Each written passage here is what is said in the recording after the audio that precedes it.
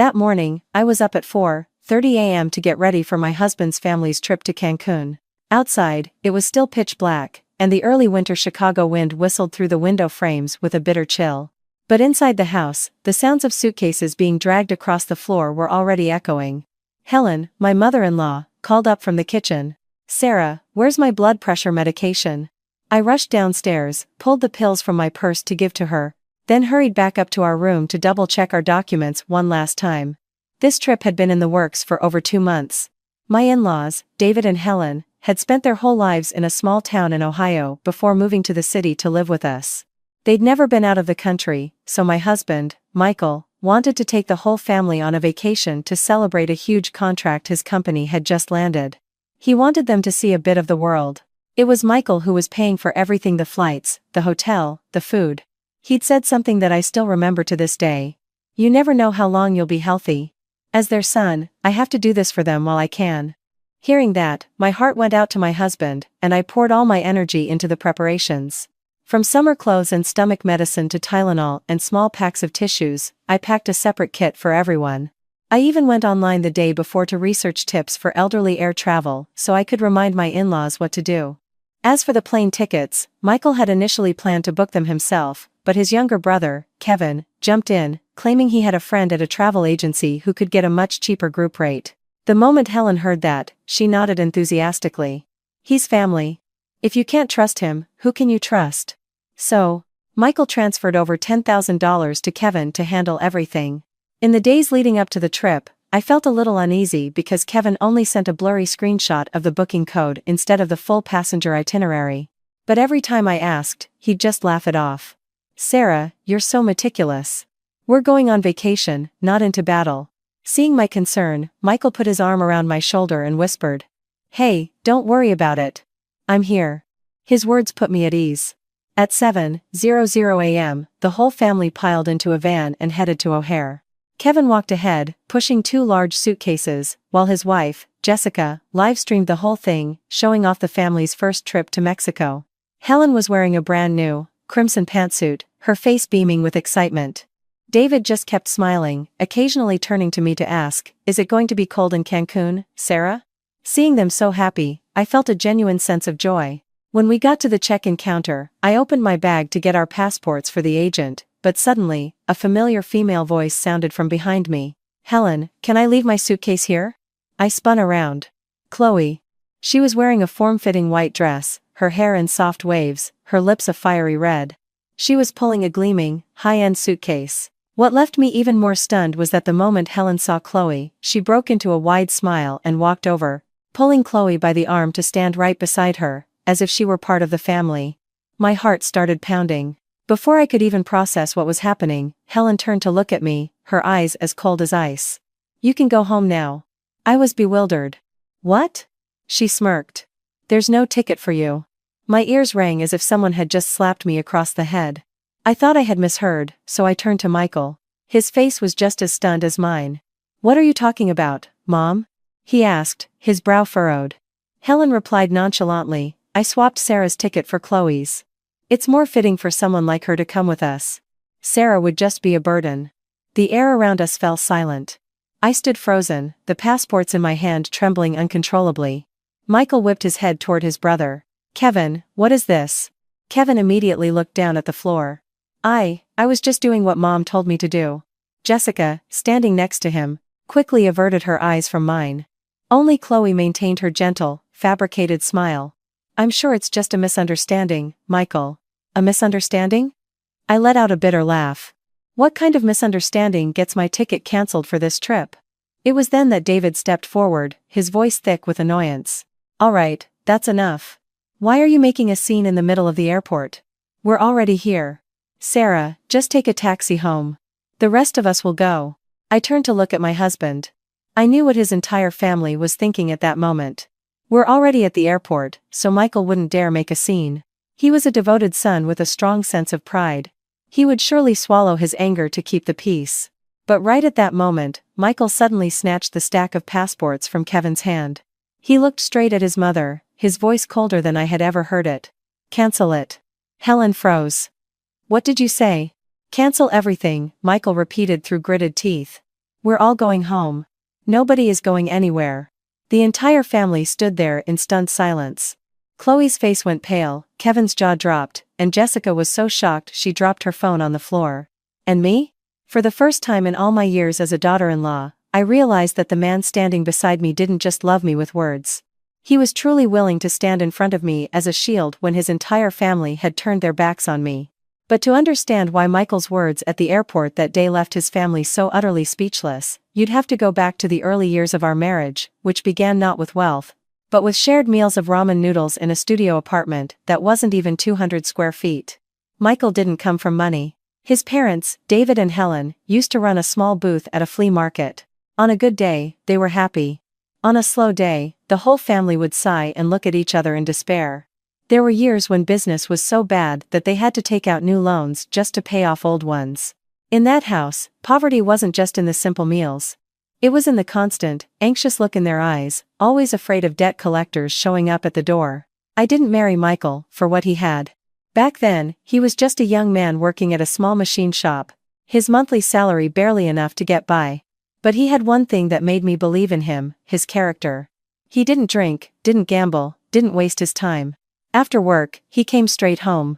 Whatever money he made, he'd give some to his mother and save a little to take night classes, learning more about his trade and management, hoping to open his own shop one day.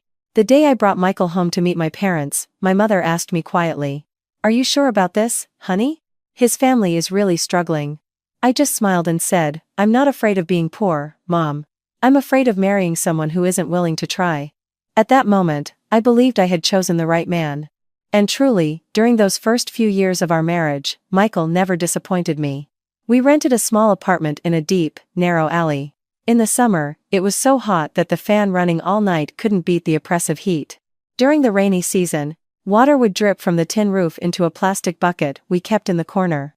I sold crafts on Etsy, while he worked at the shop during the day and took on extra repair jobs for neighbors at night. Some nights, we'd be packing orders until almost 1 in the morning, exhausted but still able to look at each other and laugh. He used to say, "A little hardship is fine, as long as we're both pulling in the same direction." I never looked down on his family for being poor. In fact, I felt for David and Helen, thinking of how hard they had worked their whole lives. Whenever we had a slightly better month, I'd send Helen some money for her arthritis medication or buy David a new shirt. Sometimes I'd help with their utility bills. During those times, Helen was so sweet. She'd hold my hand and tell the neighbors, "We're so blessed to have a daughter-in-law like Sarah." I used to believe those words were true. I used to think that as long as I was a good person, respectful and kind, my in-laws would love me like their own. But people can change so quickly, especially when money starts to appear on the horizon. About 2 years after we got married, Michael went into business for himself. At first, it was just a small shop, with a few old colleagues who trusted him enough to follow him. He was a solid businessman, a man of his word. He never took on jobs he couldn't handle or overpromised. As a result, his client base grew. And while he wasn't exactly rich, he was making enough for my in-laws to finally hold their heads high among their relatives. That's when Helen's tone started to change. Before, she used to say, "You two just try to get by." Later, she started saying, "My Michael is different now. With his drive, he's going to go far." As for David, he would brag to anyone who would listen that his son was about to become a big-shot business owner, ready to step into the world of legitimate enterprise. The memory of their poverty hadn't faded, but their sense of pride was growing at an alarming rate. Then Chloe appeared. She was the daughter of Mr. Sterling, a man with money and connections who supplied materials to many large workshops. During a business luncheon, Mr. Sterling took notice of Michael, impressed by his youth, competence, and mature demeanor. Chloe, however, made no secret of the fact that she had known Michael when they were younger. Apparently, she'd had a crush on him back then, because he was tall, good-looking, and had a calm demeanor, unlike the rowdy boys around her. At first, I thought it was just business talk, people in business meeting, exchanging a few compliments. It was normal. But gradually, the look in Helen's eyes when she mentioned Chloe made me uneasy. She'd say, "That girl is rich but not arrogant, and she's so considerate. That's the kind of woman who can elevate a man." David was more direct. If Michael had a father-in-law like Sterling backing him, his life would have been on a different track long ago. I heard those words and felt a knot form in my stomach. A different track? Did the years I spent struggling with Michael, paying off debts with him, and building everything from the ground up not count as part of his life? Once, during dinner, Helen dropped a comment as if it were nothing. A capable man needs to marry someone who can lift him up. A good wife isn't always as valuable as a well-connected one. I put my bowl down, a lump in my throat. Michael looked at his mother for a long moment and then said slowly, "Mom, I married Sarah. I didn't marry someone's wallet." His words warmed my heart, but from that day on, I noticed the way Helen looked at me was different. It was no longer the look of a mother-in-law for the daughter-in-law who had weathered tough times with the family. It was the look of someone staring at an obstacle blocking her family's path to a new life. After Michael's declaration that day, I thought things would settle down, maybe just remain a few pointed remarks during family dinners. I thought Helen's resentment would eventually fade, and David's regret over a missed business opportunity would pass. After all, my marriage to Michael wasn't a piece of clothing you could just change when you felt like it. But I was wrong. Some people, when they see a path to a different life laid out before them, are willing to cast aside years of shared history and affection as if they were nothing. Chloe started showing up more frequently at my in-laws' small storefront. At first, she always used work as an excuse. Sometimes she'd say she was just passing by and wanted to drop off a price quote for Michael. Other times, she'd claim her father asked her to bring some documents for David to look over. But the strange thing was, she always chose times when I wasn't there, or when Michael was out on a delivery, leaving only Helen, David, Kevin, and Jessica at home. She was an expert at winning over older people. Seeing Helen, she would greet her warmly. "Hello, Mrs. H. You're looking even healthier than last time." With David, she would be gentle. "Hello, Mr. D. My father talks about you all the time. He says a man with your integrity is the only kind of person you can trust for a long-term business relationship." On the surface, those words seemed normal, but to people like David and Helen, who had spent their whole lives feeling overlooked, they were sweeter than honey. The first gift Chloe gave Helen was a silk scarf in a jade green color. One look and I could tell it wasn't cheap. The fabric was soft, the box was elegant, and inside was a handwritten card. At first, Helen feigned reluctance. "Oh, you shouldn't have, dear. I'm an old woman, what would I do with something like this?" But even as she said it, her hands kept stroking the scarf, her eyes lighting up with undisguised delight. Chloe smiled. "Please, accept it. It makes me happy. I thought this color would suit you perfectly. Elegant, but not flashy." From that scarf, things began to slide downhill very quickly. A week later, she sent David several boxes of imported health supplements, saying they were good for his liver and joints. Then came a bottle of perfume for Jessica and a watch for Kevin. At first, Kevin scratched his head and said, "Chloe, this is too expensive. I can't accept this." But Jessica, standing beside him, was quick to interject. "When someone is being generous, you accept it. It's not like you asked for it. Besides, our families will be doing business together for a long time." I heard that and my heart sank. One gift could be a social courtesy. Two could be a sign of fondness. But gift after gift, each one perfectly chosen for the recipient, accompanied by the exact words each person wanted to hear, that was no longer a coincidence. That was calculation. Once, I went to my in-laws' house to pick up some paperwork for Michael and happened to see Helen hastily shoving a gift box into a dresser drawer. I asked gently, "Mom, who sent you a gift?" She jumped, and her face immediately darkened. "Are you a daughter-in-law or a spy? I don't need to report to you every time I receive something from someone." I stood frozen at the doorway, feeling both sad and humiliated. Before, whenever I bought her medicine, a new shirt, or a scarf, she would accept it so naturally. But now, a gift from an outsider was hidden away like a treasure, and my simple question was twisted into an accusation of snooping. Chloe became more and more open. She didn't just stop by the shop, she started sending food over to the house. One day it was a box of fancy pastries, the next a gourmet gift basket, and another day, imported fruit. She would text Helen privately, asking, "Mrs. H, do you like your food spicy or mild? Is there anything Mr. D can't eat? I want to make sure I get it right next time." Helen read those messages in front of me, letting out an intentional sigh. See? A girl from a wealthy family, yet so considerate. Some people can be a daughter-in-law for years and still not be this thoughtful. I gave a faint, humorless smile, and didn't reply. I had no desire to compete with a girl who was using gifts to buy my husband's family. But Helen didn't stop. One day at dinner, she said bluntly, "Some people are rich and considerate, while some daughters-in-law just spend all their time clinging to their husbands, as if they're afraid someone will steal him away." I put my fork down and looked at her. Michael immediately squeezed my hand under the table, as if to comfort me. He had returned Chloe's gifts many times. Once, I saw him place a whole bag of gifts on the reception table, his voice calm but firm. "Chloe, I appreciate the gesture, but I'm married. Please don't send gifts to my family anymore. It creates misunderstandings." Chloe, at that time, still smiled softly. "I just admire your parents, Michael. You're overthinking it." Michael replied instantly. "I'm not overthinking. I just don't want my wife to be put in an uncomfortable position over things that shouldn't be an issue. But someone like Chloe doesn't give up easily." In front of Michael, she was demure and polite, her words as soft as the wind. Behind his back, she would cry to Helen, saying she only admired him, that she felt sorry for him because he had so much talent but lacked the right person to support him. Hearing this, Helen defended her even more fiercely. She told me, "Chloe has a good heart, not like some people who always have a cold face, thinking that just because they're the wife, they can look down on everyone." David was more pragmatic. One afternoon, I overheard him talking to Helen on the porch. "Think about it. If Michael marries that girl, our family struggles are over. Our debts will be taken care of, the shop will have capital to expand, and Kevin will benefit too. Sarah is a good person, that's true. But does being good make our family rich?" I stood behind the door, my hands ice cold. It was at that moment that I understood. I was no longer dealing with a few gifts or some cutting comparisons. This was a slow, methodical siege. Chloe was using money to buy the loyalty of each person in my husband's family, and they were willingly opening the door for her, just waiting for the day to push me out. Ever since I overheard David's words on the porch, a crack had formed in my heart.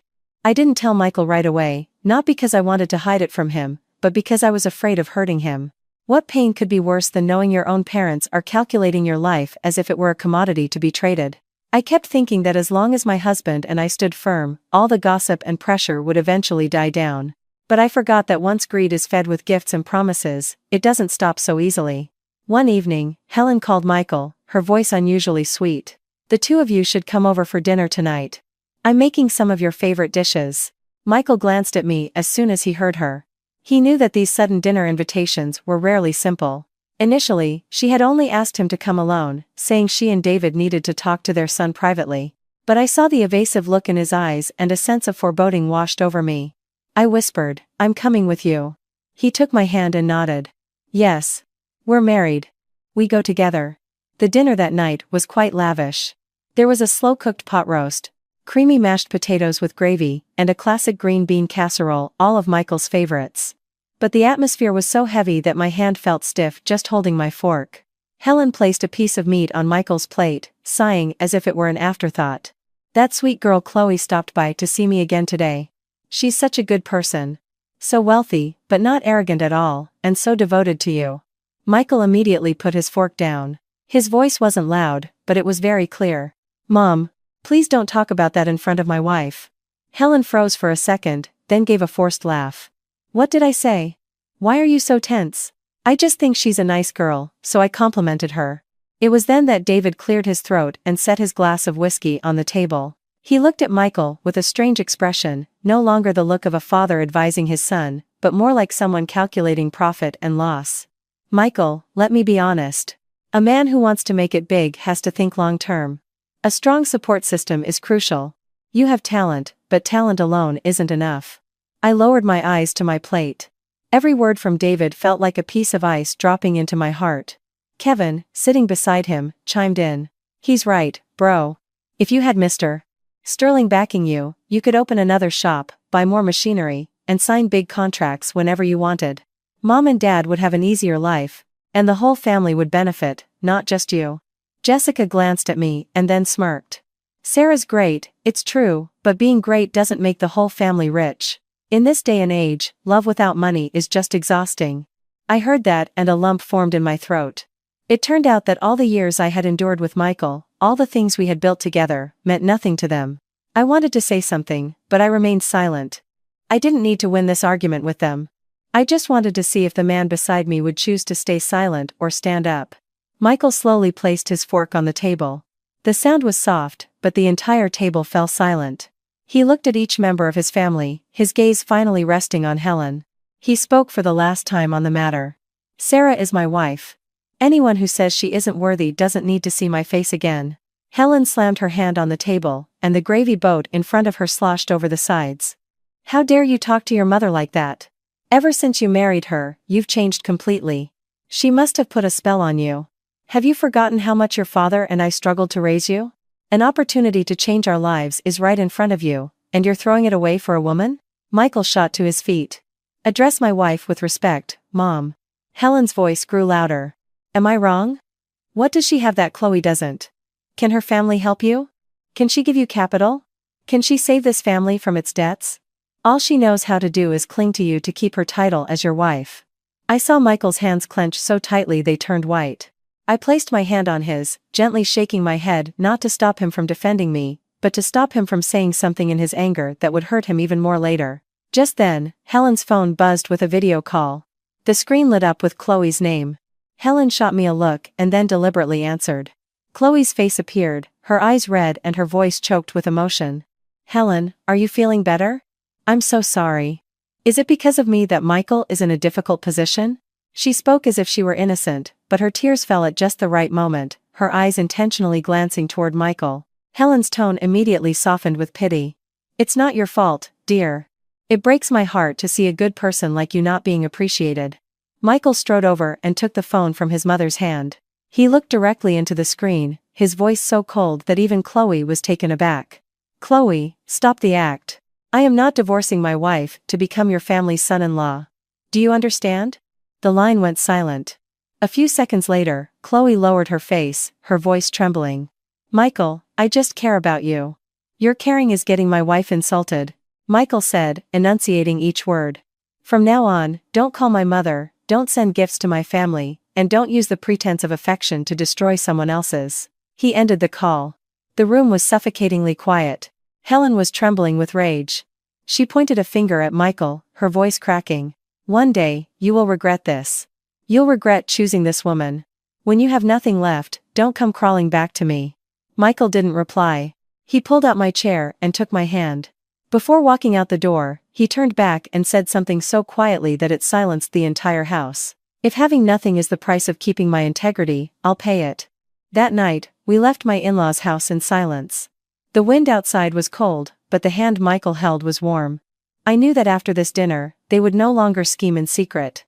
They would oppose us openly, perhaps even more cruelly. And in my heart, I had a clear premonition, the real storm had only just begun. After that dinner, as tense as a drawn bowstring, I thought it would be a long time before my in-laws would call us over again. But just over a week later, Helen unexpectedly called Michael. This time, her voice wasn't sharp or accusatory, and she didn't mention Chloe. She just sighed, sounding as weary as someone who had just recovered from a long illness. Michael, why don't you and Sarah come over for dinner this weekend? There's something I want to talk about. Michael looked at me, his eyes full of suspicion. I wasn't at ease either, but in the end, I nodded. They were his parents, after all. Some relationships, no matter how damaged, still deserve one last chance to see if they can be salvaged. That evening, we went to my in-laws' house. Helen didn't speak in riddles like she usually did. She sat on the sofa, her eyes red, clutching an old handkerchief. The moment she saw Michael, she pulled him down to sit beside her. I've been thinking, son. I'm getting old, and I don't want our family to live with this tension forever. I have a short temper, and if I said anything harsh, it was only because I love you and I worry about your future. Michael was silent, and I sat beside him, not saying a word. Helen glanced at me, and for the first time in days, there was no mockery in her eyes. She continued. Why don't we all go on a trip somewhere, just to clear our heads? I heard from some friends that Mexico is beautiful, and the food is good. I've lived this long and never been out of the country. I just want one chance to travel with my children. Those words hit Michael's softest spot. He was decisive in his professional life, but with his parents, he always had a unique kind of patience. I saw his shoulders slump slightly. Perhaps he was remembering the lean years, when Helen had stood in the rain at the flea market, when David had driven a beat-up truck full of junk to provide for him and his brother. Even though they had changed, the memories of those years were not easily erased. On the way home, Michael asked me quietly, "What do you think?" I looked at him and saw both exhaustion and hope in his eyes. I knew he wasn't hoping for just a vacation. He wanted to believe that, after everything, his parents could still come back to their senses. I sighed and said, "If you think this trip will help ease the tension, then let's try." But you have to remember, reconciliation doesn't mean letting people continue to disrespect you. He squeezed my hand. I know. I'm here. Don't worry. After that, Michael decided to cover the entire cost of the trip. Flights, hotel, transportation, and basic meals were all calculated. He said his parents were older and shouldn't have to worry about money on their first trip abroad. I didn't object. Honestly. If the trip could bring some peace back to the family, the money wasn't something I cared about. But as soon as Michael mentioned booking tickets, Kevin immediately chimed in. He said a friend of his at a travel agency specialized in cheap group packages, and if he handled it, he could save a considerable amount of money. Michael initially said he'd rather book it himself to be sure, but Helen immediately frowned. He's your brother. Don't you trust him? Kevin wants to help out the family. Let him do it so he feels responsible. Kevin grinned. That's right, bro. Just wire me the money, and I'll take care of everything. You have to book group deals fast to get the best price. If you wait, it'll go up. Jessica, sitting next to him, added, Don't worry, Kevin knows the guy. It's not a scam. I don't know why, but Kevin's excessive eagerness made me feel uneasy. That night, as Michael was preparing to transfer the money, I reminded him, ask Kevin to send the full passenger itinerary first. International travel is no small thing, even one wrong letter in a name can be a huge hassle. Michael nodded and called his brother right away. A few moments later, Kevin sent over a screenshot. It showed the total number of tickets, the flight times, and the destination, but the section with the passenger names was half covered by a gray bar. I looked at the image, and my heart grew heavier. I texted him. Why didn't you send the full file so we can check the names? Kevin replied with a laughing emoji, and then called back immediately. His voice was as flippant as ever. Sarah, you're so intense, treating a vacation like a criminal investigation. I'm booking tickets, not doing something shady. Before I could say anything, Helen's voice came through the phone. Sarah, don't make things difficult for him. We just started having some peace. Don't be so suspicious about everything. I fell silent. Michael looked at me and then said to Kevin, just send the full itinerary to me later for review. For now, just hold the spots. Then he transferred the money. That night, as I was packing our suitcases, my phone buzzed with a text from Jessica. It was a single, short sentence. Sometimes it hurts less not to know, you know? I stared at the message for a long time. When I texted back, Jessica didn't reply. When I called, she declined it. A chilling sensation crept up my spine. But I still had no concrete evidence to tell Michael that something was wrong. The day before we were set to leave, Chloe posted a picture online. It showed a passport, a white suitcase, and a pair of sunglasses laid out neatly. The caption was just one sentence. A special trip. Hope it's all worth it. I looked at the photo, and my heart sank. Mexico, a suitcase, a passport, a special trip. It was all too coincidental to be random. I showed the phone to Michael. He stared at the screen for a few seconds, his expression darkening. But then he put the phone down and pulled me to sit beside him. Let me handle it. Don't wear yourself out before the trip. I didn't say anything more. I just quietly continued packing medication, light jackets, documents, and our passports into a bag. At that time, I didn't know that the trap they had set was nearly complete. They thought that by bringing me to the airport only to discover I had no ticket in front of everyone, I would be so humiliated that I would just retreat. But they never imagined that the very trap they set would become the final test of where Michael truly stood in our marriage. The moment Michael's words, cancel everything. We're all going home. Nobody is going anywhere, rang out. The entire check-in area seemed to fall silent for a few seconds. I stood beside him. Still clutching our passports, my palms cold and clammy. The airport announcements continued to drone on, people continued to rush by with their suitcases, but to me, all the sounds seemed to be coming from a great distance. Helen was the first to react. She grabbed Michael's arm, her nails digging into his wrist, her voice tight with fury. Are you out of your mind? All that money, all that preparation, and now you want to cancel when we're already here? Michael pulled his mother's hand off his arm, not forcefully, but with a clear finality. He didn't look at me or at Chloe, he looked directly at Helen. You know exactly why I'm canceling. David, standing nearby, his face flushed with anger, pulled his suitcase toward him and growled. A man who wants to make it big has to know how to sacrifice the small things. It's just one wife. There are plenty of ways to handle it. Why are you making a scene for the whole world to see? The phrase, just one wife, felt like a bucket of ice water thrown in my face. Even though I knew I was no longer valued in their eyes, hearing my own father-in-law say it in the middle of a crowded airport still left me choked with humiliation.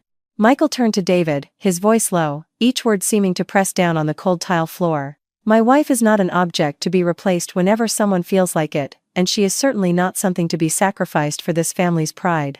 David was stunned. Helen gasped as if she couldn't believe her son would dare talk back to his father in public. It was then that Chloe stepped forward, tears welling in her eyes at just the right moment.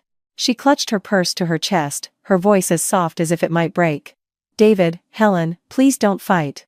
If Sarah is unhappy, I can go home. I don't want to be the cause of any trouble in Michael's family. She spoke so skillfully, every sentence sounding like an apology, but her eyes kept darting toward Michael, hoping he would soften. Before I could even react, Jessica's phone suddenly rang. In her panic, she must have accidentally hit the speakerphone button. Kevin's voice came through, loud and clear. Just let Chloe play the victim. Once you get to Mexico, we'll arrange for her to have the room next to Michael's. A few days of mom putting on the pressure, and he'll cave. Sarah will be at home crying her eyes out until she finally gets the message. The air around us froze solid. Jessica's face turned white as she fumbled to end the call, but it was too late.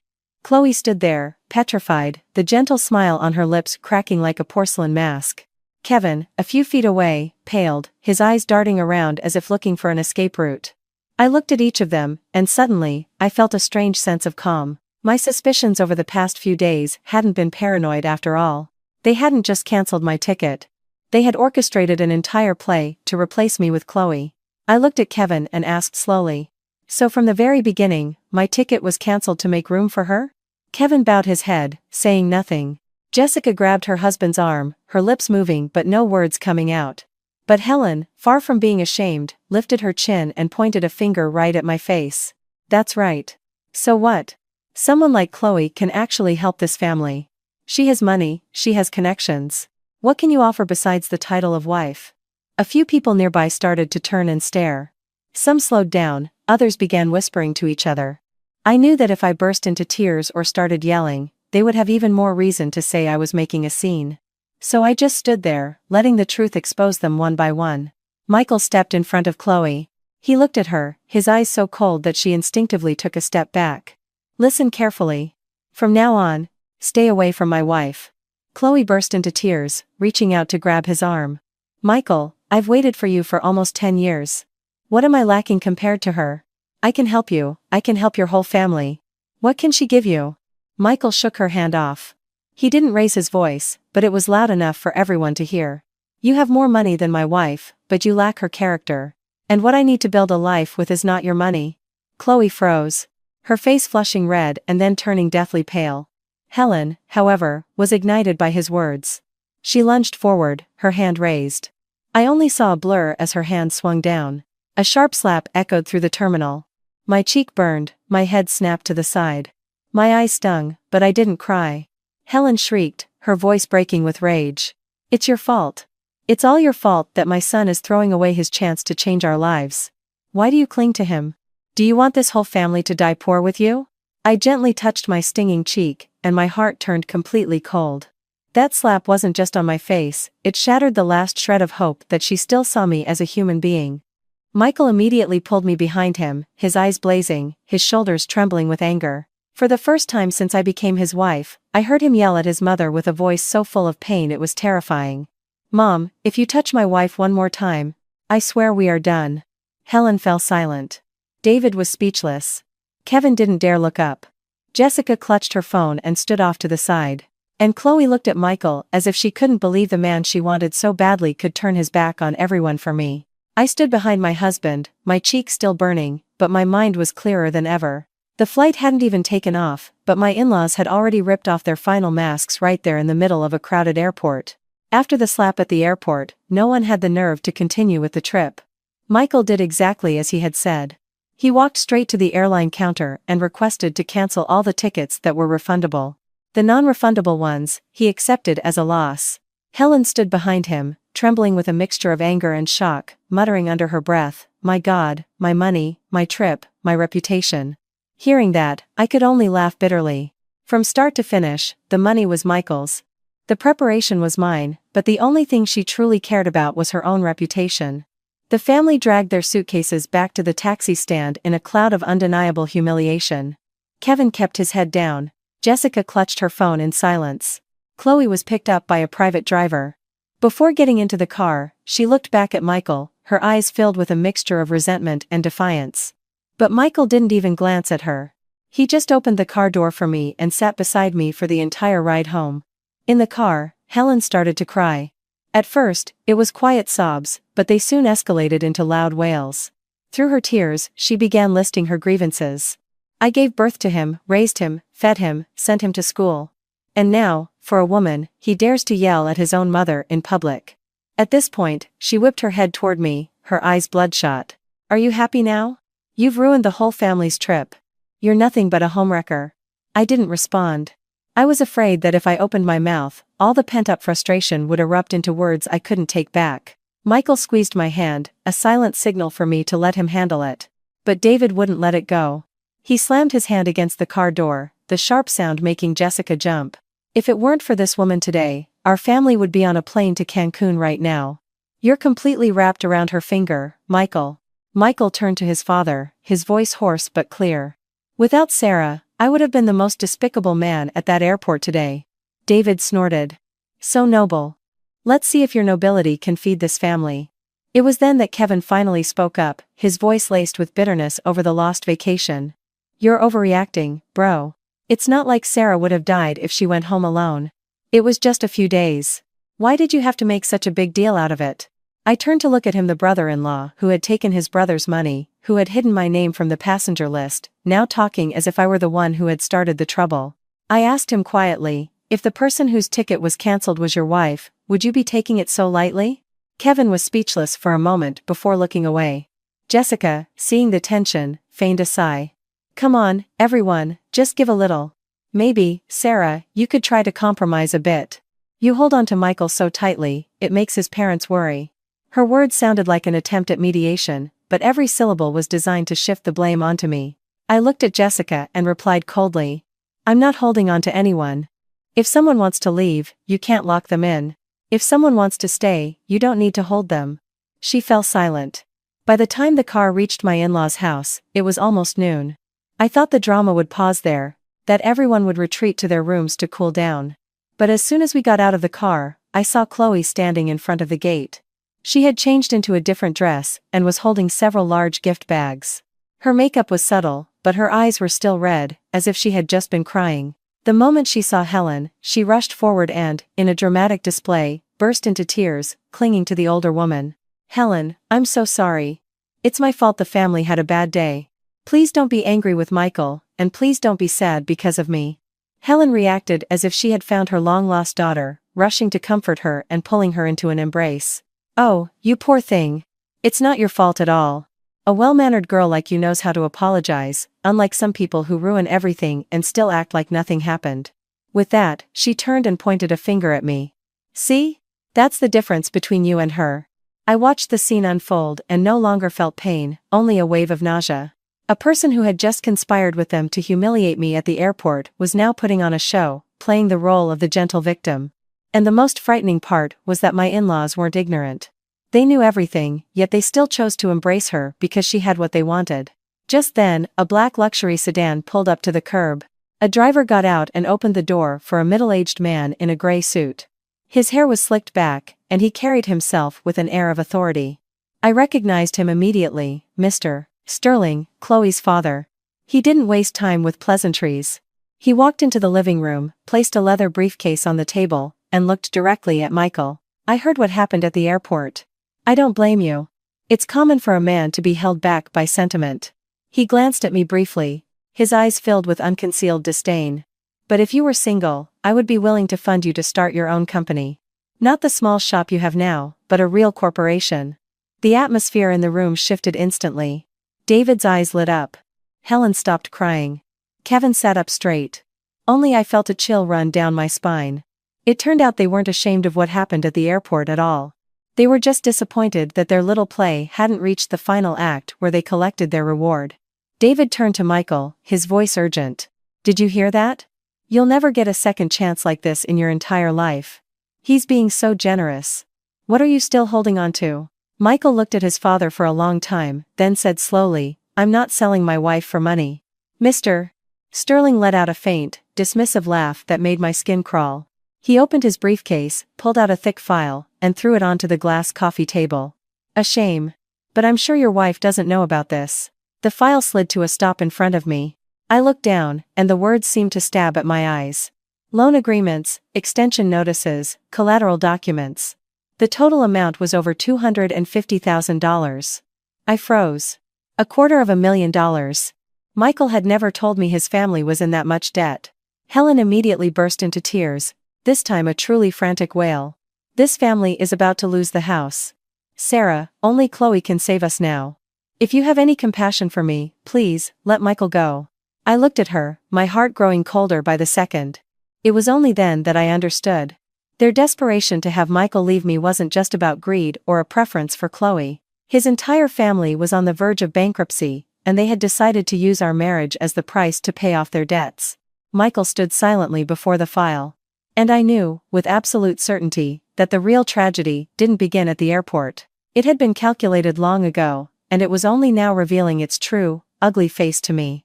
That night, Michael didn't sleep. From the moment Mr. Sterling left, he barely said a word. He just sat on the balcony, his back against the wall, smoking one cigarette after another. Since we got married, I had rarely seen him smoke. He'd once told me he quit, because the smell bothered me. But that night, the smoke curled around him on the balcony like a heavy fog, weighing him down. I watched his silent figure from inside the room, my heart aching as if it were being squeezed. I knew he was trapped. On one side was his family, a debt of over $250,000, and the house they could lose at any moment. On the other side was me, the marriage he had fought so fiercely to protect at the airport. To outsiders, he seemed so strong. But I knew that inside, he was likely falling apart. Near dawn, I went to the kitchen to get him a glass of warm water. As I passed my in-laws' room, I overheard David's voice, quiet but sharp. "Don't you go soft on him. As soon as Michael marries Chloe, Sterling will wipe the debt clean. And not just the $250,000 he promised to invest in the shop too. If we lose this chance, we're all out on the street." I froze. My hand gripping the glass so tightly, my knuckles turned white. Helen's voice followed, colder than I could have imagined. "I know. But Michael is being stubborn, and that Sarah won't let him go. If he won't divorce her, we have to make her leave on her own." David grunted. "Do whatever you have to do. You're his mother, you know how he thinks. Don't let one daughter-in-law ruin everything for this family." I stood motionless in the hallway. The water in my glass had grown cold, but I felt even colder. So, even after everything that had happened, after the public slap, after Michael's threat to cut ties, they felt no remorse. They were just plotting a new way to force me out. In their eyes, I had never been a daughter-in-law, nor the wife of their son. I was just an obstacle that needed to be removed. The next morning, Michael went to the shop as usual. Before he left, he smoothed my hair back, his voice hoarse from lack of sleep. "Stay home and rest today. Let me handle things." I nodded, but my heart was unsettled. Around noon, Jessica sent me a picture with several exclamation points. It showed Chloe at Michael's office, holding a container of food, leaning slightly toward him. The angle was cleverly chosen, making them look intimate. Less than 10 minutes later, Chloe's post appeared on social media. She posted the same picture with the caption, "Sometimes you don't know what you're missing until it's gone." Below, a few of my in-laws' acquaintances started leaving vague comments. One asked, "Is there good news coming soon?" Another praised, "You two look great together." Someone else wrote, "A successful man ultimately has to choose a partner on his level." I stared at the screen, my heart aching, but I didn't cry. I knew if I reacted, they would accuse me of being jealous, petty, and devaluing myself. Just then, Jessica called, her voice feigning concern. "Sarah, did you see the post? Honestly, you should be careful. When a man is backed into a corner financially, his resolve can weaken. And Chloe isn't exactly a pushover, she has both money and looks." I replied coldly, "Are you worried about me, or are you helping them push me off a cliff?" The line went silent for a few seconds before Jessica gave a forced laugh. "You're so sensitive. I was just giving you a heads up." I hung up. After that call, I couldn't sit still anymore. I opened my laptop and logged into our shared bank account to check recent expenses. No money was missing. But I did find something strange. In the archived emails, there were multiple requests from Kevin asking Michael to scan company documents for a partner proposal. Some of these files were sent at very late hours, a time when Michael was usually fast asleep after a long day at the shop. A bad feeling crept over me. I searched through an old drawer in his home office, one he rarely used, filled with scrap paper, old quotes, and unused contracts. Beneath a stack of old documents, I found an unsigned investment agreement between Mr. Sterling's company and Michael's shop. At first, I thought it was a normal draft, but when I flipped to the last page, my entire body went cold. An additional clause was written in clear, stark terms. Both parties shall proceed toward a familial relationship to ensure a long-term and stable business partnership. I read that line over and over. I hadn't misunderstood. Mr. Sterling didn't just want to help Michael. He was using money to buy a son-in-law, to buy the loyalty of my entire family, and to buy the right to steamroll my marriage.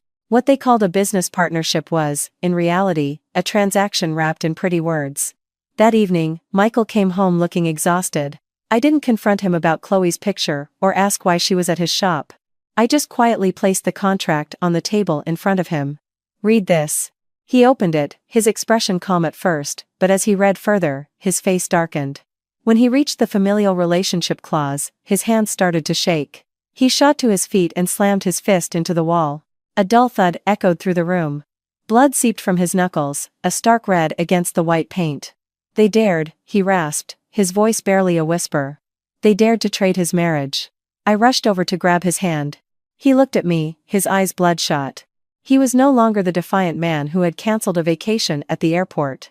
In front of me was just a son who had realized his own parents had secretly sold his life. And in that very moment, I understood that this fight was no longer just about protecting my place as his wife. It was about pulling Michael out of the trap his own family had set for him. The next morning, Michael took the contract to his parents' house. He didn't want to argue over the phone, and he didn't want me to endure any more insults. But I went with him. Not because I didn't trust him, but because I knew that when people are cornered, they'll grab onto anything to drag others down with them. The moment David saw the contract on the table, he knew he'd been caught. His face darkened, but within seconds, his embarrassment vanished, replaced by a shocking shamelessness. He picked up the papers, threw them on the floor, and yelled, "So what? I did it for you, for this family. If you don't marry Chloe, then you can go pay back that $250,000 yourself." Helen, sitting beside him, immediately burst into tears. "Oh, my life is so hard. I gave birth to him, raised him, and now he's turning on his own parents for his wife." She clutched her chest and slumped back onto the sofa as if she were about to faint. But this time, I wasn't fooled. I saw her peek to see if Michael was rushing over to help her. Michael stood perfectly still, looking at his parents with more pain than anger. "I'd rather pay it myself than sell my wife." As soon as he said that, Kevin let out a smirk. He stood by the door, arms crossed, his voice dripping with sarcasm. "You talk a big game. But what are you going to pay it with? Your company is short on cash flow, and you're 2 weeks behind on payroll. If Mr. Sterling pulls his support, you'll be bankrupt before you know it." I glanced at Michael. He didn't deny it, and that sent a pang through my heart. He had been hiding the pressure from the business from me, probably to spare me more worry. But his silence was now being used as a weapon against him by his own family. Helen was still moaning on the sofa, repeating over and over, "Son, listen to me. A divorce won't kill you. Just save the family first." The air in that room felt like a sealed pressure cooker. Every word was scalding, every look a dagger. Michael didn't argue further. He just bent down, picked up the contract, folded it neatly, and took my hand to leave. Before we walked out the door, David threw one last sentence at us: "Go ahead, try to defy Mr. Sterling. Without him, you're nothing." It didn't take long for those words to come true. That afternoon, just as Michael got back to the shop, a major client called to cancel their contract. It was an order he had been preparing for nearly a month. The materials were already purchased, the workers assigned to shifts. The guy on the phone was polite.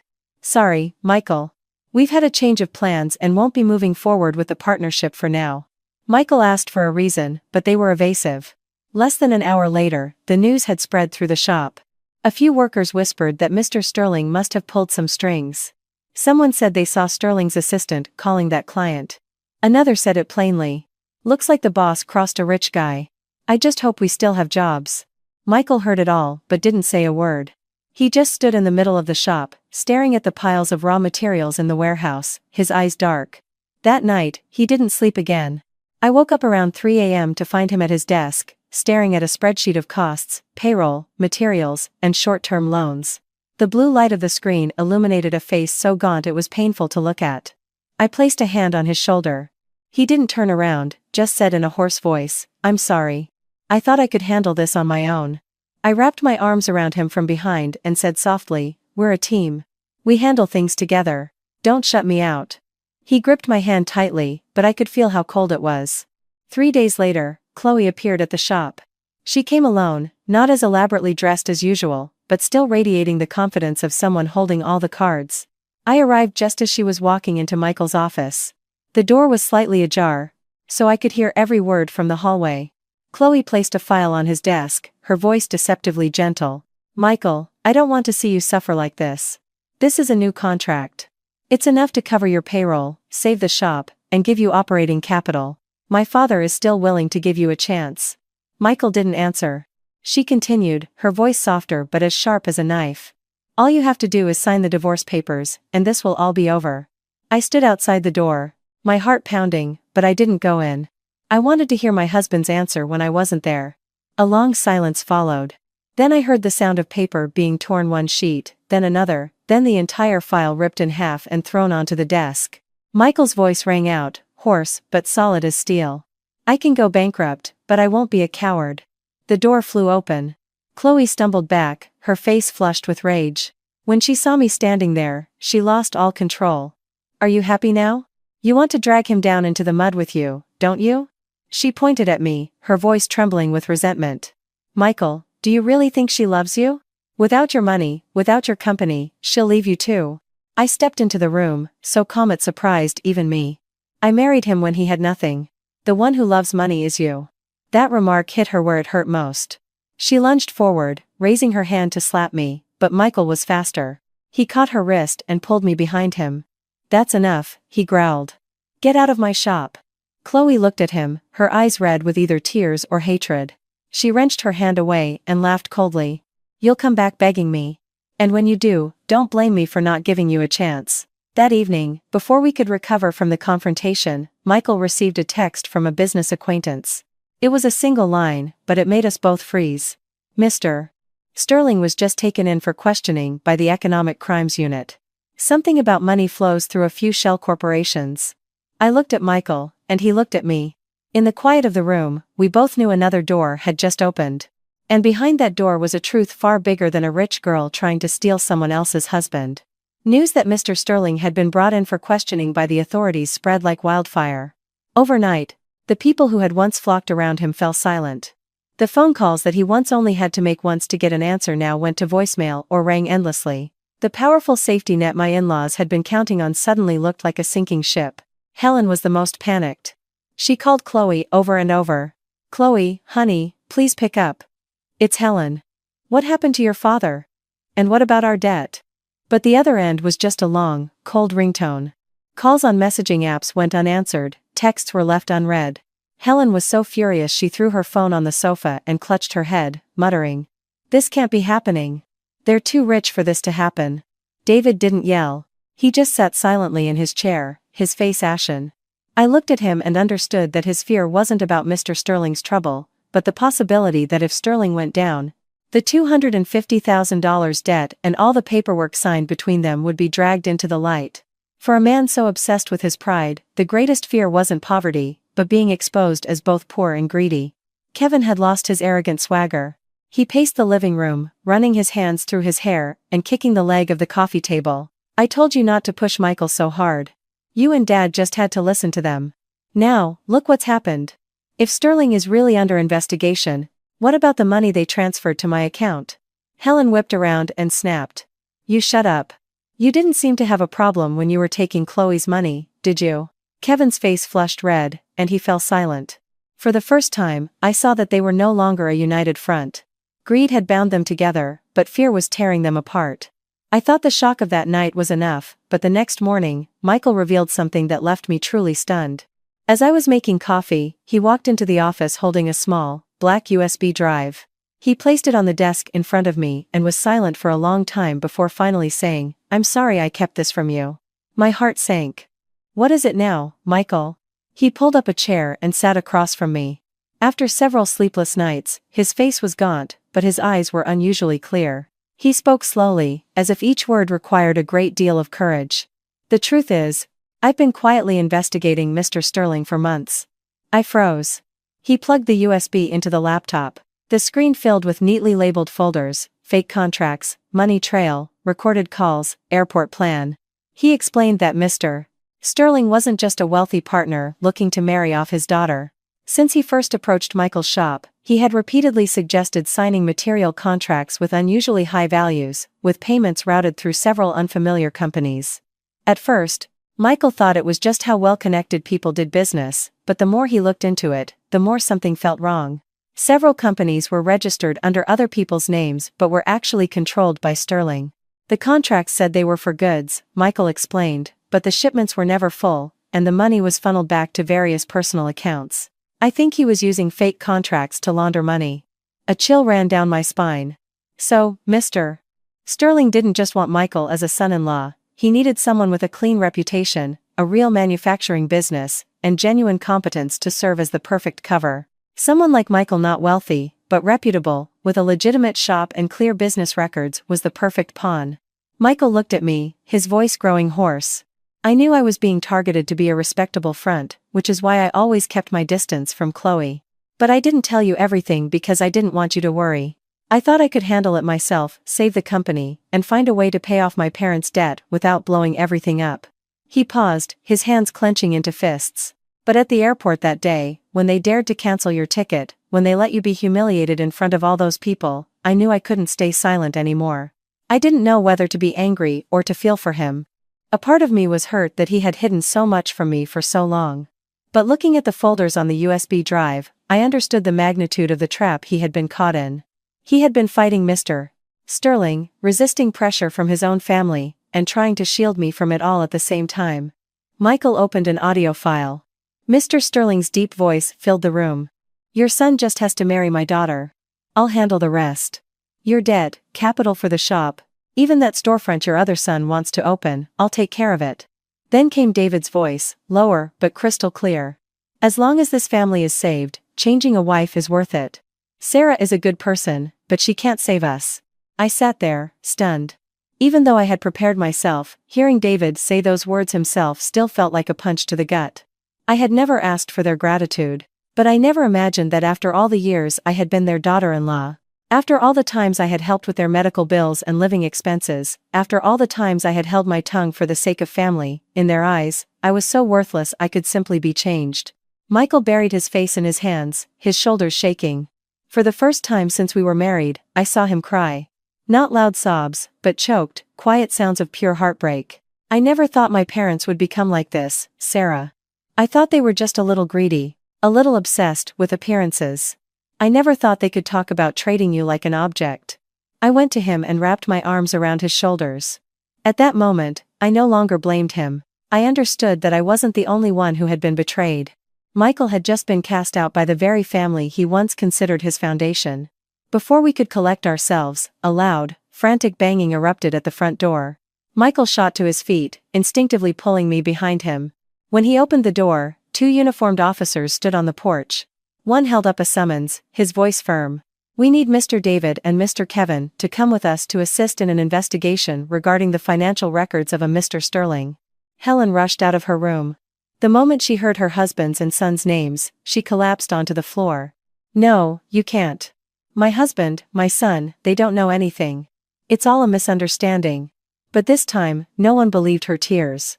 Michael stood protectively in front of me, his hand gripping mine.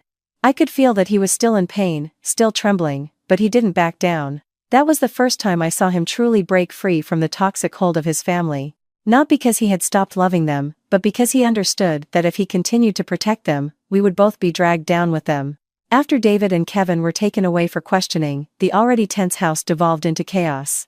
At first, Helen stood frozen in the living room, her face drained of all color, her hands gripping the arm of a chair as if to keep from falling. But a few minutes later, when she saw a few curious neighbors peering through the front gate, her demeanor shifted entirely.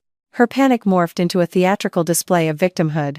She ran out onto the lawn, weeping and beating her chest. "Oh, my God, I'm an old woman, I didn't know anything. It was all Michael's business dealings with Mr. Sterling. Now that there's trouble, he's throwing his own father and brother under the bus. Why did I give birth to such a heartless son?" Her wails carried across the neighborhood. A few passers-by stopped, some whispering, others pulling out their phones. I watched from inside, a chill running through me. Just yesterday, she was embracing Chloe like a daughter. Just yesterday, she was forcing Michael to divorce me. But the moment Mr. Sterling's ship started to sink, she immediately turned her knives on her own son. I had heard stories of cruel in-laws, but it was only then that I understood some people would trample over their own flesh and blood to save themselves. Michael started to step outside to explain, but I grabbed his arm. He looked at me, his eyes red with a mix of anger and pain. I whispered, "Don't. She wants you to lose your temper. The more you argue, the more she can paint you as the disrespectful son." He gritted his teeth, his hand clenching so tightly the veins stood out, but he stayed put. Seeing Michael remain silent, Helen grew bolder. She pulled out her phone, called a relative, and deliberately put it on speaker. "Sister, my family is ruined. My daughter-in-law convinced Michael to report his own father. The police came and took him away. She wants to take the house, the shop, and kick our whole family out on the street." The person on the other end, not knowing the full story, exclaimed, "Oh my. That Sarah seems so sweet, but she's that vicious?" Helen immediately burst into sobs. "Sweet? She's hiding a knife behind her back." Within a single morning, the twisted version of the story spread rapidly. Some people texted me, asking if it was true I had sent my father-in-law to jail. Others hinted that a woman who was too clever becomes evil. Someone even sent me a screenshot of a post by Jessica. She had written a cryptic but vicious line. "The scariest woman is the one who hides behind her husband to destroy his family, then claims she was the victim." I read it and could only laugh. The same person who helped Kevin hide the ticket itinerary, who knew exactly how Chloe was shoehorned into the trip, was now playing the role of a moral bystander. I didn't comment, didn't argue, didn't post a single thing in my defense. I just quietly took screenshots of every post, every comment, every insulting message, every name, every word. Michael saw me and asked, "Are you going to sue them?" I replied, "No. I just don't want anyone to say we don't have proof later." That afternoon, Michael received a call from an investigator. He took it on the balcony, but the gravity in the officer's voice was audible enough for me to know something was wrong. When he came back inside, his face was pale. He said slowly, "My dad testified that I was the one who initiated the partnership with Mr. Sterling. He said he only co-signed a few documents because he trusted his son." I was stunned, but the blows kept coming. Michael sank into a chair, his head in his hands. "Kevin confessed that I told him to book the ticket for Chloe. He said I wanted to bring her along to pave the way for a divorce, but then I changed my mind because you made a scene." His voice broke on the last few words. "My own brother would say that about me?" I walked over and placed a hand on his shoulder. I knew he wasn't just shocked at being framed.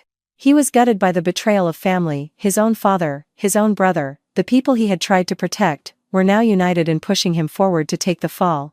I squeezed his shoulder gently. "The more it hurts, the more clear-headed you have to be. They don't want you to prove your innocence. They want you to break down and carry their guilt." Michael looked up at me. Something in his eyes had both shattered and hardened. He didn't say anything, just gave a slight nod.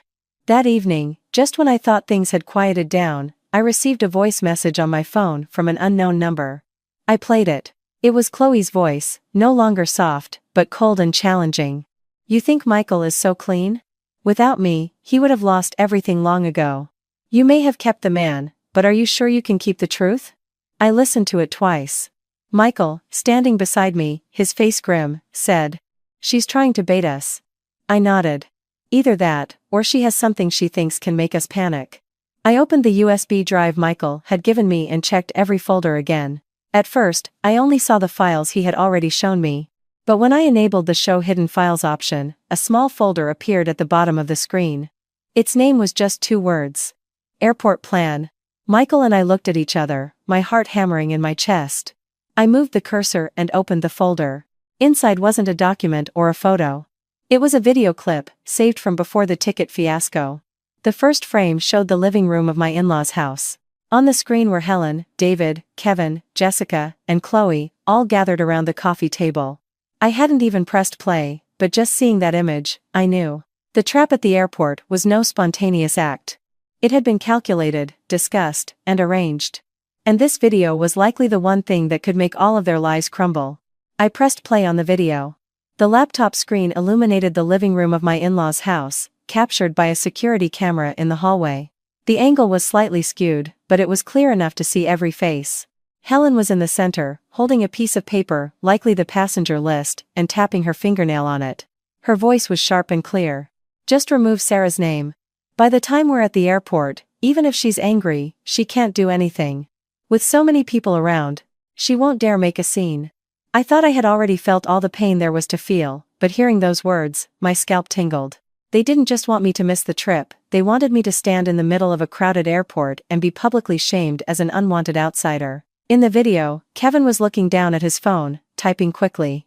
"The ticket is rebooked," he said. "I have the receipts for the money Michael sent, but the passenger name has been changed to Chloe." When the check-in agent says her ticket doesn't exist, Sarah can't argue. Jessica let out a small, cruel laugh that sent a shiver down my spine. "Make sure Sarah brings her passport," she added. The real impact is when she hands over her own documents only to be told her name isn't there. If we tell her at home, where's the fun in that? I stared at the screen, my hands trembling. Woman to woman, how could she so calmly devise such a meticulous way to humiliate me? It was then that Chloe spoke, her voice soft but every word laced with poison. "I don't want to make things too difficult for Michael. As long as he walks through security with me, everyone will see who is by his side. After the trip, things will naturally fall into place." She lowered her head and smiled faintly, the smile of someone certain of victory. David nodded in agreement, his voice confident. Men are terrified of losing face in public. He won't dare cancel. On one side, he'll have his whole family. On the other, a wife who's been embarrassed. He'll choose to stay quiet to end the drama. Helen immediately added, "Michael is a good son. He wouldn't bear to see his parents lose face. As long as he agrees to go on this trip with Chloe, Sarah will lose so much dignity she'll have to let go on her own." Listening to them, my eyes stung, but strangely, no tears fell. Perhaps when pain reaches its absolute limit, you can no longer cry. I just felt a hollow emptiness inside, as if the last ounce of affection I had tried to preserve for them had been scooped out. Michael slammed his hand on the desk. The coffee cup beside it rattled, spilling liquid onto the surface. He gritted his teeth, his eyes bloodshot. "I knew they were cruel," he choked out, "but I never imagined they were this venomous." His voice broke on the last word. It wasn't just the anger of a husband. It was the utter devastation of a son witnessing his own parents, brother, and sister-in-law conspiring to destroy his wife. I said nothing. I rewound the video, saved a copy to a hard drive, uploaded another to cloud storage, and immediately emailed one to the lawyer Michael had contacted. I added a note. "This is proof they premeditated the airport incident. Please secure the original and advise on our next steps." Only after I hit send did I realize how cold my hands were. Just then, the bedroom door burst open. Helen charged in, likely intending to continue her tearful performance for Michael. But the moment she saw the laptop screen, frozen on the image of her holding the passenger list, her face went white. She froze for a second, then lunged forward like a madwoman, reaching to snatch the laptop. Michael was faster. He blocked her arm, his voice like ice. "What are you afraid of, Mom? You're just seeing the consequences of your own words." Helen looked at him, trembling.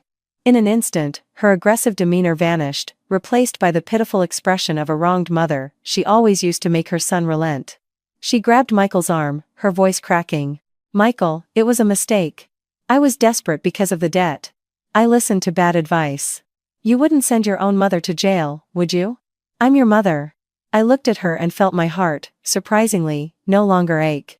I just asked quietly, "When you left me standing in the middle of that airport, did you remember that I was a person, too?" Helen spun toward me, a flicker of confusion in her eyes that quickly morphed back into hatred. She let go of Michael and pointed a finger at my face. "This is all your fault. If it weren't for you, my son would be married into a rich family, and this house would have been saved. What more do you want?" Michael took a step back, as if her words had just severed the final thread connecting them. Seeing this, Helen dropped to her knees and clutched his legs. "Son, I'm begging you, don't take this further. Tell the lawyer not to send anything. If something happens to your father and Kevin, how will I live? Michael looked down at his mother for a long time. I could see his eyes were red, but this time, he didn't cry. He just slowly pulled his leg away from her grasp. From this day on, you haven't lost your son because of my wife. You've lost him because of your own greed. Helen collapsed onto the floor, sobbing silently. But her tears no longer moved me. Because I knew that if this video hadn't surfaced, the ones being blamed for destroying a trip, a family, and a home would have been Michael and me. They had left us no way out, so we could no longer blind ourselves and call it family. Less than an hour later, the lawyer called back, his voice serious. This video is a game changer. It not only proves the ticket swap was premeditated but also directly refutes the testimony that Michael arranged for Chloe to come along. I will immediately forward a copy to the investigators, following proper procedure. I put the phone down and looked at Michael. He stood by the window, his back straight but looking terribly lonely. I went to stand beside him. Outside, Helen was still crying on the floor. But inside, I felt a strange calm. That video couldn't erase the slap at the airport or the months of disrespect I had endured. But it had, at least, given me back one crucial thing, the truth. After the video from the airport plan folder was submitted by our lawyer, Chloe could no longer maintain the gentle, understanding facade she had so carefully constructed. When the mask falls, people often stop bothering with soft words. That afternoon, I received a call from an unknown number. The moment I answered, Chloe's voice came through, as cold as a blade to the throat. You won one round. Don't think you've won the whole game. I paused, not out of fear, but to see how far she would take her act. What do you want? I asked. Chloe let out a soft, humorless laugh, full of venom. I want you to understand that people like you should never step into a world that isn't yours. Michael should have been mine a long time ago. Before I could reply, my phone buzzed. She had sent me a picture. It was a photo of me, taken that afternoon, standing outside Michael's shop, holding a file. It was shot from across the street, clearly by someone who had been following me. My blood ran cold. Chloe's voice continued, I know where you go, who you meet. Be careful.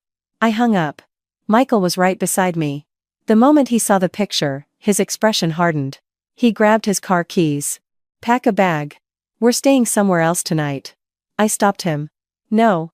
If we run now, we're admitting we're scared. I don't need you to be brave, I need you to be safe. He snapped, one of the rare times he had ever raised his voice at me. I looked at him and said slowly, I'll be careful. But if she's trying to scare us into making a mistake, the last thing we should do is run. That night, my online Etsy shop started having problems. It began with a few one-star reviews. Then, within an hour, dozens of fake comments flooded the page, all with the same accusations. Scammer, took money and never shipped. Low-quality product, blocked me when I complained. One account even took my personal photos, photoshopped them with vulgar text, and posted them in various online marketplace groups. I sat in front of the screen as each new comment felt like a fresh slap. Near midnight, a fake profile published a long post accusing me of having an affair with one of my husband's employees and then fabricating the story of my in-laws forcing a divorce in order to seize their assets. The post was shared with unnatural speed. Watching the engagement metrics, I knew this wasn't organic. Someone was paying to boost the post, with pre-written content and a network of troll accounts ready to pile on. Chloe was no longer fighting with tears, she was fighting with money. Michael was so furious he wanted to call her immediately, but I stopped him. I just kept taking screenshots, saving links, and noting the times. She wants us to lose our cool, I said. Don't give her what she wants. He stood behind me, his voice choked with emotion. I'm so sorry. You've been dragged into this because of me. I didn't turn around. It's not because of you. It's because they thought I was an easy target. The ugliest blow came the next morning. A new customer placed an unusually large order from my shop, requesting same-day rush delivery. Being cautious, I documented everything. I saved the confirmation messages, took photos of the packaged items, and kept the shipping receipt. A few hours later, I received a call from someone claiming to be an investigator from the State Department of Consumer Affairs. He said they had received a complaint that I was selling goods of unknown origin and in large quantities without proper documentation. I invited him to my home office to conduct his inspection. When he arrived, I presented all my bookkeeping, purchase invoices, tracking numbers, and order messages. The investigator reviewed everything and simply advised me to file a few supplementary forms, noting there were no major issues. But I knew this wasn't a random audit. This was Chloe's warning. She could interfere with my livelihood whenever she wanted. That afternoon, Michael couldn't take it anymore. He called Chloe and put her on speaker for me to hear. She answered after 3 rings, her voice arrogant. "Michael. You finally decided to call me." Michael spoke slowly and deliberately. "You can come after me. But if you touch my wife again, don't expect me to be civil." Chloe scoffed. "When have you ever been civil to me? I loved you for 10 years, and all she has to do is shed a few tears for you to jump to her defense. What does she have that I don't?" Michael replied, "You lose because you see love as a possession." The line was silent for a moment. Then Chloe burst into laughter, a sound as sharp and brittle as shattering glass. "You still think you're so righteous, don't you? Do you think your father only owed my father money? He also signed away shares of your company." Michael and I both froze. "What did you just say?" he demanded. Chloe seemed to relish her victory. "Go ask your father and your dear brother. 35% of your shop's shares were transferred to one of my father's shell corporations. Your signature on the document was quite elegant. Don't you remember?" Michael hung up and stormed into his office. He tore through the filing cabinet, pulling out all the company's legal documents. I had never seen him so frantic. Finally, in a misfiled email from Kevin, he found a scanned copy of the share transfer agreement. His face went white. The signature bore his name. But a closer look revealed that the final stroke was stiff and unnatural, unlike his usual fluid signature. "It's forged," I whispered. Michael collapsed into his chair, his eyes fixed on the screen. 35% wasn't just a number. If that document was legitimized, he could lose control of his own company and be implicated in Mr. Sterling's shady dealings. If the Shell Corporation came under investigation, his name on a forged document would be enough to create a legal nightmare. He shot to his feet, ready to confront his father and brother. I grabbed his arm, my voice firmer than ever. "No. If you go now, they'll claim you're intimidating a witness. We need to get the signature authenticated, pull the email server logs, and back up every file." Michael looked at me, his eyes red with pain. He thought he was saving his parents, but they had been pushing him off a cliff all along. I didn't know how to comfort him. Some wounds are only made worse by words. I just squeezed his hand and said, "Then we climb out. But we climb with evidence, not with anger." That night, we gathered every piece of paper, every scan, every email, text message, and bank statement, including the posts defaming my shop, and drove to the lawyer's office. The city was quiet and cold, the streetlights smearing across the windshield in long, weary streaks. Michael drove slowly, his knuckles white on the steering wheel. When we pulled up in front of the law firm, I glanced in the rearview mirror, and my heart clenched. A black sedan had been following us since we left our neighborhood. It kept its distance, its headlights dim, but it was there. I looked at Michael. He had seen it too. Neither of us said a word, but we both understood. Chloe wasn't just making threats anymore. She was escalating things to a more dangerous level. The black sedan remained parked across the street as we entered the law firm. Through the revolving glass door, I could see it sitting silently under the trees, its lights now off, but the feeling of being watched clung to me. Michael placed a hand on my back and said in a low voice, "Just walk straight. Don't look back." I nodded, clutching the portfolio of evidence to my chest. Inside was everything that could either save us or drag a group of people hiding behind their money into the light. Our lawyer, Mr. Jensen, was a man in his late 40s, sharp-eyed and deliberate. As we laid out all the evidence, he didn't rush to conclusions. He opened every file, watched the airport video, listened to the recording of Mr. Sterling and David, and examined the forged share transfer. The only sounds in the room were the clicking of a mouse, the rustle of paper, and Michael's heavy breathing. After nearly half an hour, Mr. Jensen took off his glasses. "This is no longer a family matter," he said, his voice firm. "We have evidence of multiple potential crimes here: fraud, forgery, defamation, and coercion." Michael was silent for a long moment before asking, "What if the ones who did this are my father and my brother?" Mr. Jensen didn't flinch. "The law doesn't distinguish between family and strangers. But you need to prepare yourself. When people's interests are threatened, family can turn on you faster than anyone." Just as Mr. Jensen was having his assistant make copies, the sharp, hurried click of high heels echoed from the hallway. The door was pushed open, and Chloe strode in. She was flanked by 2 men, but her eyes, stripped of their former confidence, were now wild and desperate. She ignored the lawyer and Michael, walked straight up to me, and threw a thick envelope on the table. "Sarah," she said, her voice trembling with rage. "Take the money and get out of Michael's life. How much do you want?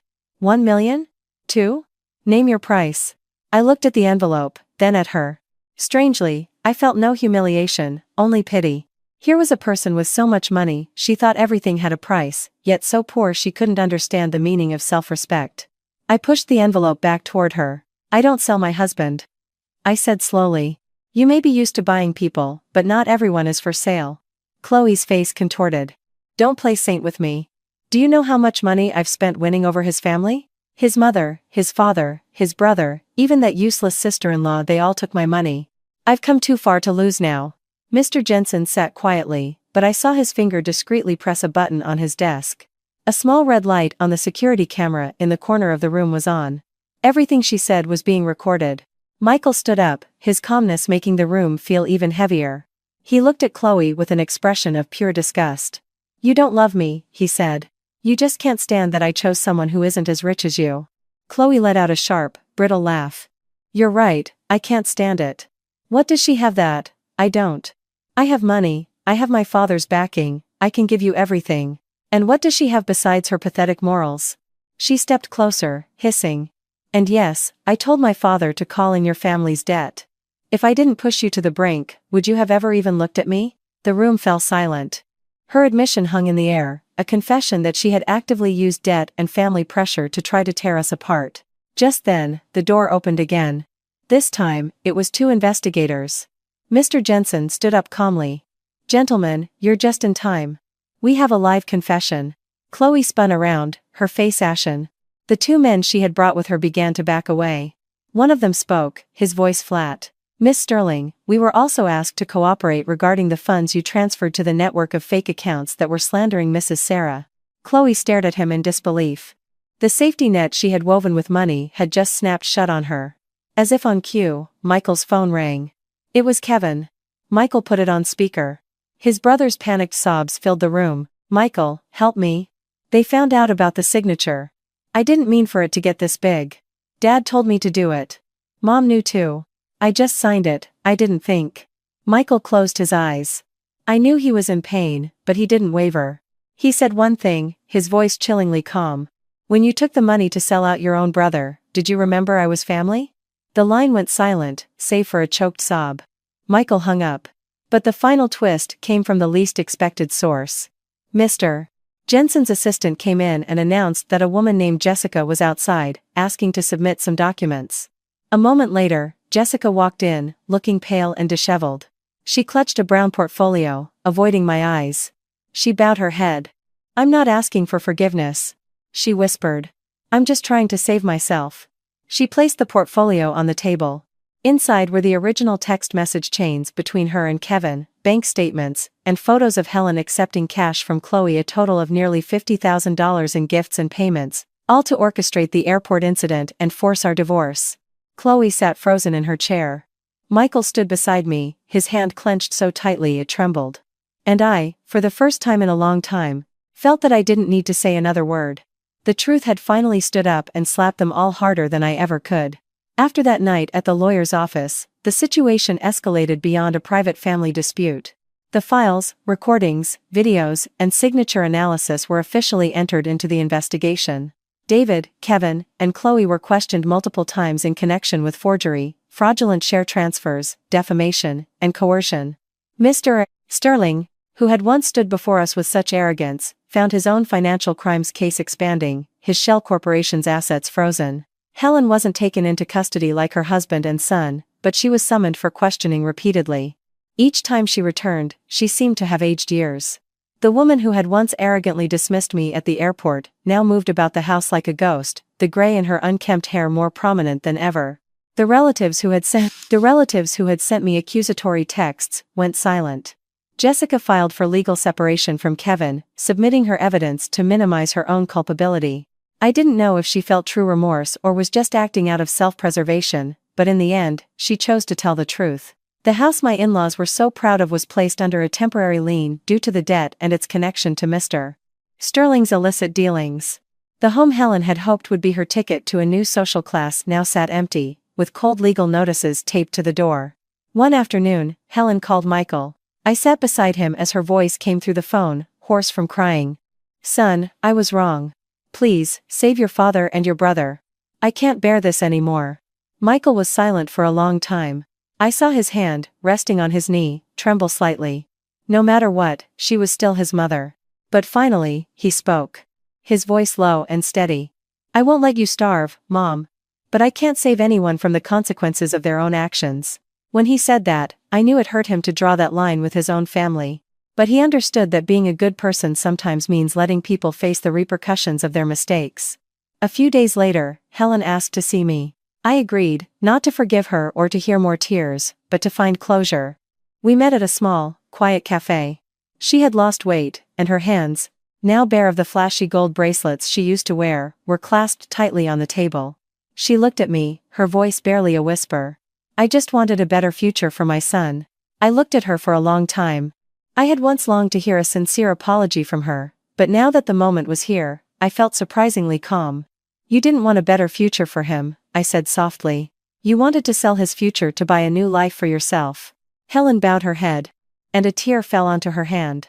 For the first time, she didn't argue or blame me.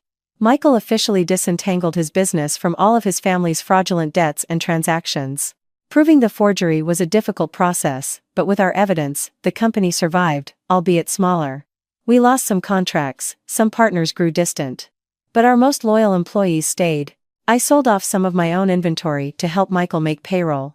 We had to scale back, but what was left was ours. And it was clean. A month later, we heard that Chloe had been barred from leaving the country, pending the investigation. She sent Michael one last text message. "If you had chosen me that day, everything would have been different." Michael read it and deleted it without replying. He turned to me and said, "It would be different. I would have lost you, and I would have lost myself." I didn't say anything. I just took his hand. That hand had trembled with pain and clenched in anger. It had shielded me in a crowded airport. And it was the one I wanted to hold as we walked forward, even if the road ahead was no longer smooth. Sometimes, I still think about that morning at the airport. I remember Helen's cold voice saying, "You can go home now. There's no ticket for you." At the time, I thought I was being cast out of a vacation. But it turns out, that was the moment that showed me who was willing to leave me behind, and who was willing to turn his back on the entire world to stand by my side. Some cancelled flights aren't a loss. Sometimes, they're just the universe's way of keeping you from getting on the wrong journey.